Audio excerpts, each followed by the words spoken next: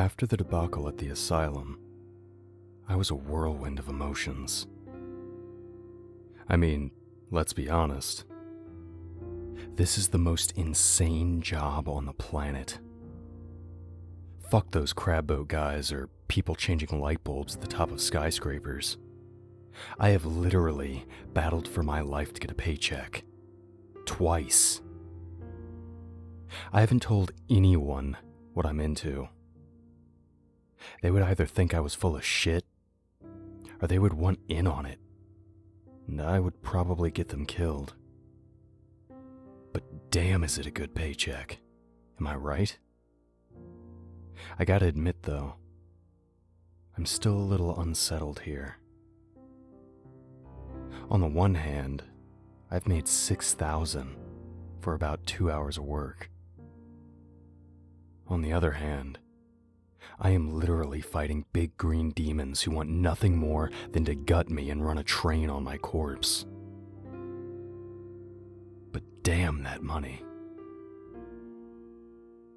And I'm getting to be a modern-day warrior, using my finely honed fighting skills and shit. I have to say, it's a high I don't think I could get from any drug. It's an amazing gig. Speaking of gigs, our next job was at a music club.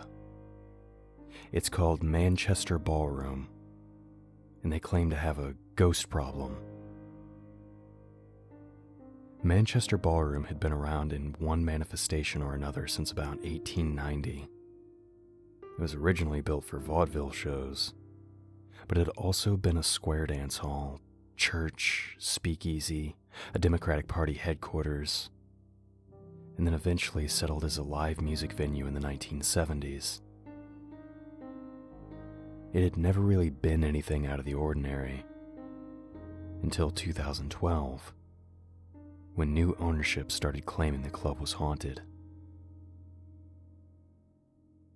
According to Devon, the new owner wanted to stir up business, so he concocted some legends about deaths, such as an actress who hanged herself to spite her former lover, a mob murder back in the Prohibition days, etc. He dreamed of getting a reputation like Bobby Mackey's Music World near Cincinnati, and was willing to get in bed with some demons to do so. The nearest open rift was a few blocks away, and controlled by powerful local businessmen, and the club owner fancied his venue as an asset to their various ventures.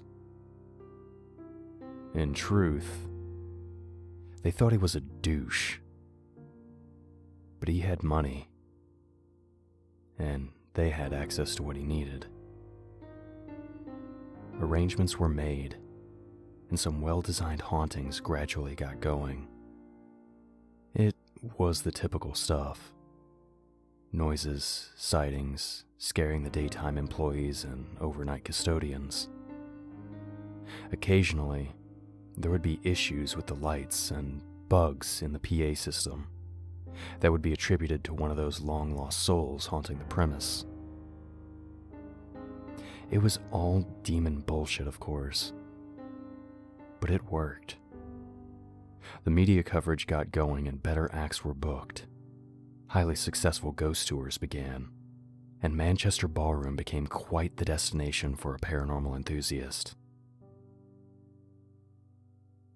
As time went by, and the successes mounted for the legend that was Manchester Ballroom, the owner's associates began to squeeze him for more and more cash. He realized he had gotten in over his head and decided the stories about Manchester Ballroom were well established, and he could wrap up the demon shenanigans and move on. His partners disagreed, and things began to get more violent for employees and patrons. This was more than a bump down the stairs. People were being attacked in the hallways during shows. Employees were refusing to leave the main floor area, and show attendance was suffering greatly as the rumors spread. The club owner was ready to put an end to things, and Devin was called in to help dispose of the muscle working for the owner's associates. Or so we thought. Devin picked me up at my apartment, and we made the long drive over the course of about half a day. This would be an overnight job, so we could make sure to catch and deal with each demon on their shift, so as not give away to our presence. We were told there were 3 demons in the employ of the owner's associates.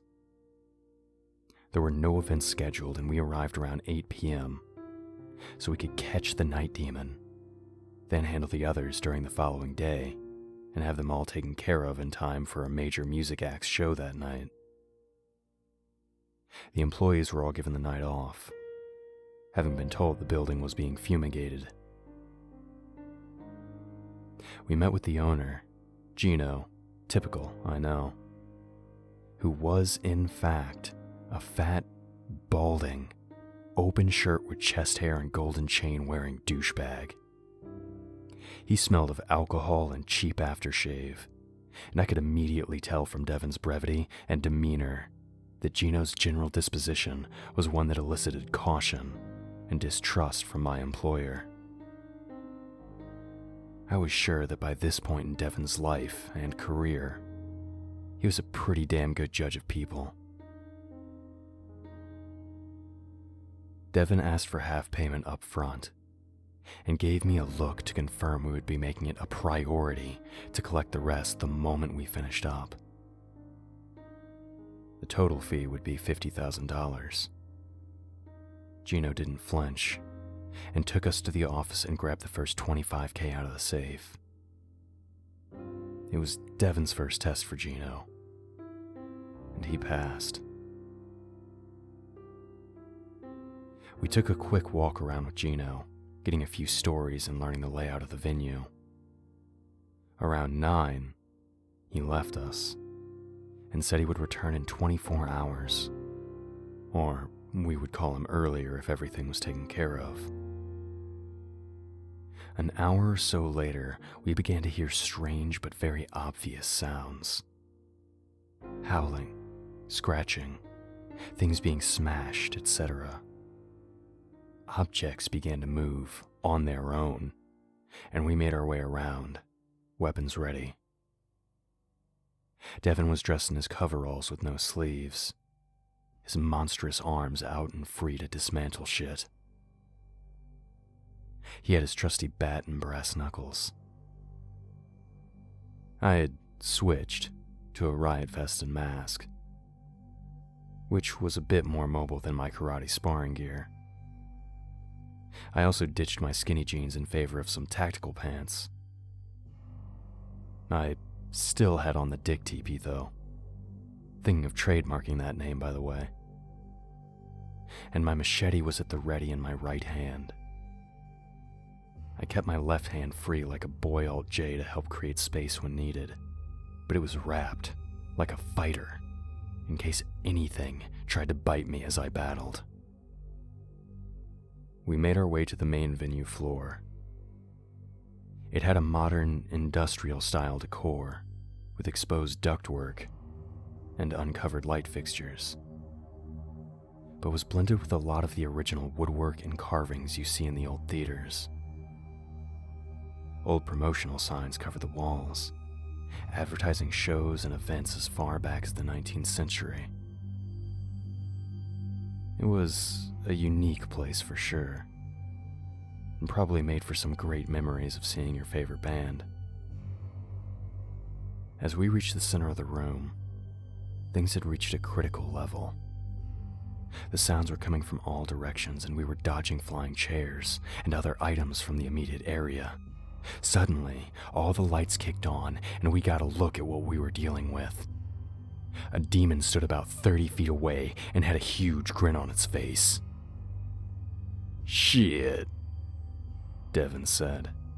"You're about to be hamburger, boy." Instead of looking intimidated, the demon let loose a high-pitched, primal shriek that I determined to be a laugh.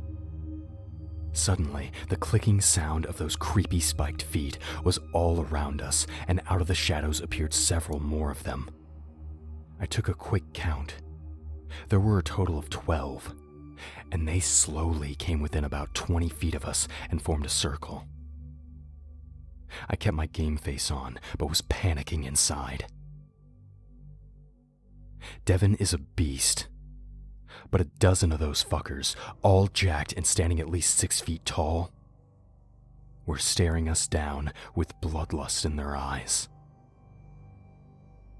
I looked over at Devin to gauge his oh shit factor, but he wasn't looking at me or even the demons. He was looking up. Now, I don't know how many club shows you all have been to, but some venues will employ fans above the crowd area. Rock shows can get pretty hot with compressed people, moshing, etc. There's a company called Big Ass Fans that sells ceiling fans with some incredibly long blades that can move very slowly, yet push a large volume of air. I saw one in action at a small club hosting a Robin Thicke show. The fans are really cool, no pun intended. Manchester Ballroom has, or rather, had, one of those giant fans. The demons started to creep forward, and without missing a beat, Devin leapt straight up. We're talking about 20 feet up, to that giant fan. In one motion, he grabbed one of the 15-foot-long blades with both hands and dropped back down, twisting his body as he fell to cause the blade to snap off. He landed on his feet and drew the blade back right in my direction. I dropped to the floor and barely got under it before he took a huge swipe the other way, catching the first demon at the knees. It fell back and crashed to the ground, dead in seconds. Devin wasn't finished, though. The blade continued through more of the enemy faster than I could focus on watching. The screams were horrendous, and when the blade stopped, I was looking at 6 pairs of demons' lower legs, still standing for a few seconds before silently toppling over like bowling pins. "Holy fuck!" I screamed. "Get your shit together, kid. We were set up." Fuck me. We were set up. And I don't know how we didn't see it coming. The job was too easy, and the club owner too eager to pay an absurd amount for it. Devin had pissed off one too many demons with his exterminating ventures, and I was about to pay for it with him. "Back to back," he yelled, and I immediately got behind him, my machete in position and my left hand at the ready. I dropped the shield on my riot mask, and Devin grabbed the end of a fan blade, throwing it like a spear and slicing one of the demons across the shoulder. It stumbled backwards, screaming in rage, but kept its feet. It joined the rest of them as they reformed in a circle and began to close in again. One of them leapt at Devin with impressive agility, catching his neck in a choke and slipping behind him in an attempt to put the big half-breed to sleep. If he succeeded, I was fucked. At the risk of being jumped, I turned and wedged my machete between the demon's face and the back of Devin's neck. I pulled on its forehead and jerked the blade across its neck, slitting its throat clean. Foul-smelling blood poured out, and the demon went limp, dead before it hit the ground in front of me. There was no time to celebrate my first clean kill. 2 more pounced on Devin, and another hit me with a spear tackle. I held tight as we fell to the floor and managed to roll it over and climb on top to hammer it in the face with my left fist and the butt of my machete. It fought back hard, though, and it took everything I had to stay in position. I brought my machete handle down, hard into its armor-like forehead, stunning it long enough for me to check my rear and catch a glimpse of Devin. He was in somewhat of a plank position, holding a smaller attacker down on its back with a clenching grip on its throat. With his left arm, he was fending off blows from a big piece of wood. The demon hitting him was huge, and I could tell he was inflicting some real pain on my boss. The demon under me wiggled loose and kicked me backward. I lost the grip on my machete, and it tumbled off into the side and under a table. We both hopped to our feet at the same time and faced off. I heard a gasp and looked over to see Devin had knocked the big demon down and was in the process of picking the smaller one up by the throat. He lifted it about 5 feet, then slammed it back down by the face, crushing its skull. "Move toward the door!" he shouted as the demons all reformed in front of us. We backed up slowly, and as we neared the door, one of the demons lunged at Devin. With lightning speed, Devin grabbed a nearby pool cue, snapped it in half over his knee, and shoved one splintered piece right into the demon's eye. It dropped like a stone as the other 3 stepped over its body. I was exhausted, and could even see a bit of fatigue on Devin's face. He grabbed the pool table and slid into the demons with furious strength. It knocked them back long enough for him to kick the locked door open and shove me out ahead of him. We hoofed it back to the van across the street, got in, and started it. I shot a glance towards the doors, and the demons stood there, obviously unable to step into the street and be seen. The big one locked eyes with me and pointed a creepy finger in our direction. It silently mouthed something I couldn't understand, but I'm sure Devin did. We hauled ass down the street, slowing after a few blocks. Devin made a sharp turn to get us into the interstate, and we got up to cruising speed. We rode in silence for a bit. Then he spoke. "That was a complete setup. We were fucking lucky to make it out of there intact, kid. Really fucking lucky."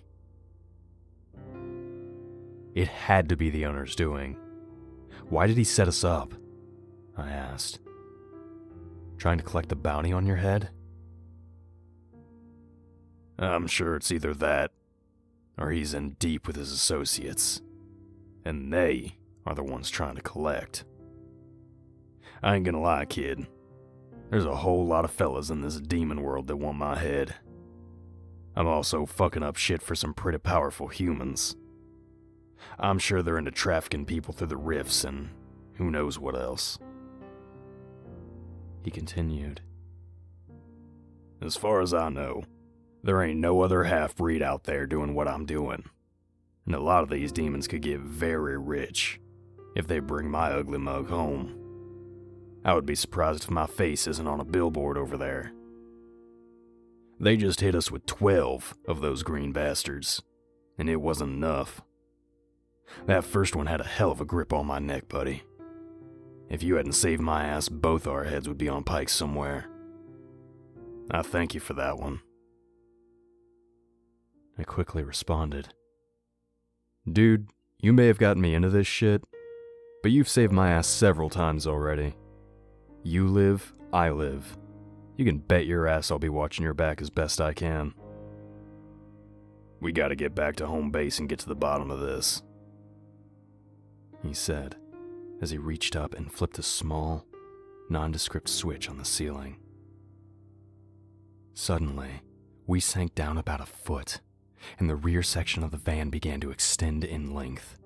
The hood altered a bit to become more aerodynamic. Devin smashed the gas pedal, and the outside became almost a blur as we got up to speed. I didn't even want to know how fast we were going, but Devin was zipping past cars on the interstate with incredible precision. Suddenly, he got up from his seat and walked into the back and started rummaging around. I panicked and reached for the steering wheel, but it didn't matter. The fucking van was driving itself. Against my better judgment, I looked at the speedometer. 190 miles an hour. Devin, we're gonna have cops all over us. "Nah, we're good," he said as he chuckled. "This thing vibrates the way the demons do. I use some materials from their world. We're like Star Trek, buddy. No one can see us." He said it so calmly. It was clear that he had no idea how incredible this was. He's a certified monster ass-kicking demon hunter, and also a genius? Well, you're just full of surprises. What next? I said, sarcastically. What? He said with genuine confusion. I said, what do you have in store for me next? Laser guns? Your own spaceship? Don't be stupid, kid. Ain't nobody got a spaceship. In my best Devon voice, I said, well, ain't nobody got a transformer van with a cloaking feature either. He laughed. You haven't seen shit, kid. Just wait till you see my lair. I got shit that would get more press than J-Lo's ass. Yes, he said lair. He looked me square in the face as his supervan continued to rocket down the road while we stood in the back. Look, they're coming for us. Yeah, I said us. Because now your ass is in this too, and I'm sorry for that. I don't know exactly who, how, or when, but it'll be soon. I underestimated the size of the collective testicles of the powers that be. And if they hit us with 12 demons already, the next strike will be more than we can handle with a machete and a grill scraper. It's okay. I knew I was getting into something stupid, but fuck it. I'm a demon hunter now. I have creepy green blood on my hands, literally. Which reminds me, do you have any Purell in this road rocket? He looked at me quizzically. The fuck is Purell? Ain't that the asshole that sings that song talking about how happy he is? Damn, that shit is catchy. I rolled my eyes. Never mind, dude. I'll grab some napkins at McDonald's or something. We got back to our seats as the Exterminator mobile, land rocket, transformer, spaceship, demon on wheels continued to zip through traffic at warp speed. A couple hours later, we had completed most of what should have been a 6-hour drive. We turned off the 2-lane road and onto a gravel drive for a few miles. We eventually came upon a round building that looked to be made of one continuous piece of rock. It looked impervious. Devon flipped another switch on the ceiling, and the van shifted back into its regular, ratty, and beat-up appearance. The building opened up and suddenly we drove into pitch blackness. We stopped and sat in the dark for a moment. Then Devon spoke. Calmly and quietly. He even cleaned up his country accent a bit. Kid, all of these jobs, I've never killed a human. I've kicked a few asses when needed. But when I think about who I am, I consider myself a man and not a demon. And I don't kill other men. Right, dude. I get it. He continued. That's all about to change. One day, I'm gonna kill that club owner. I'm gonna split him right down the middle from neck to nuts with a piece of broken glass. And before his heart stops beating, I'm gonna pull his eyeballs out and show him what he earned. And I hope you're there. And I hope you try to talk me out of it. Because there may not be any coming back from that. He snapped out of it. But for now, we at the lair and we gonna cowboy up and fuck some shit up. Or we might get killed. Either way, it'll be better than whatever the fuck you'd be snip-chatting about with your friends from the Urban Beardsmen's Club. Dude, it's Snapchat. S-N-A-P. He looked at me. IDGAF. You in? are you gonna run off and superimpose some bunny ears on your head and nuts on your chin? I was in. In hindsight, the bunny ears would probably be the better call. Shit was about to get nuts. All on its own. Hashtag no filter.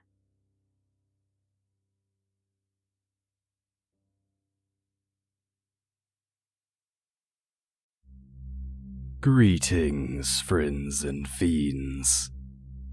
It is I, Chronicler.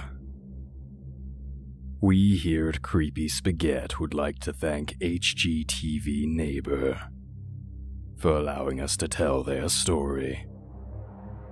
If you enjoyed this story, be sure to subscribe to stay updated on these terrible tales. And make sure to check out the author in the links below. If you're interested in having your story narrated, be sure to reach out to our humble overseer, as he continues his journey to pull the darkest stories from the infinite depths of the internet. Until next time, fiends. And remember, we are darkness.